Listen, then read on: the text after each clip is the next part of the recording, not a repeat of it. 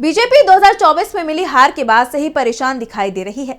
Party को लोकसभा में बहुमत नहीं मिल पाया था, जिसके बाद जेडीयू, टीडीपी और शिवसेना के सहयोगी से पार्टी ने बहुमत का आंकड़ा पार कर लिया, जिसका दबाव पीएम मोदी पर दिखाई दे रहा है।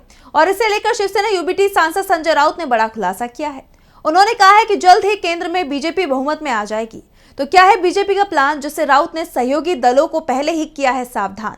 जानने के लिए देखिए ये रिपोर्ट। केंद्र में इस बार मोदी सरकार सहयोगी दलों के दबाव में दिखाई दे रही है, लेकिन ये दबाव कुछ ही दिनों में खत्म हो जाएगा। शिवसेना यूबीटी सांसद संजय राउत ने बड़ा बयान दिया है। उन्होंने कहा कि बीजेपी अपने सहयोगियों में सेंध लगाने की तैयारी में है। इंडिया गठबंधन में सेंधमारी की कोशिश में बीजेपी फेल हो गई है, इसीलिए अब वो सहयोगी दलों में सेंधमारी की कोशिश में जुट गई है।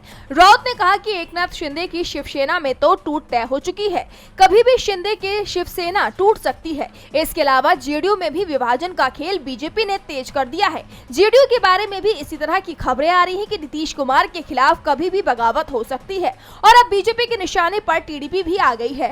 राउत ने कहा कि बीजेपी की आदत है मित्र दलों को कमजोर करना, उन्हें तोड़ना। हमारे साथ उन्होंने ये किया और अब जो उनके साथ है उनके साथ ये सब हो रहा है। लोकसभा में इन तीनों ही दलों के पास 35 सीटें हैं, जबकि बीजेपी के पास 240 सदस्य हैं। लोकसभा में बहुमत का आंकड़ा 272 का है और बीजेपी इन तीनों ही दलों में सेंधमारी कर 272 सदस्यों के समर्थन की कोशिश में जुटी हुई है।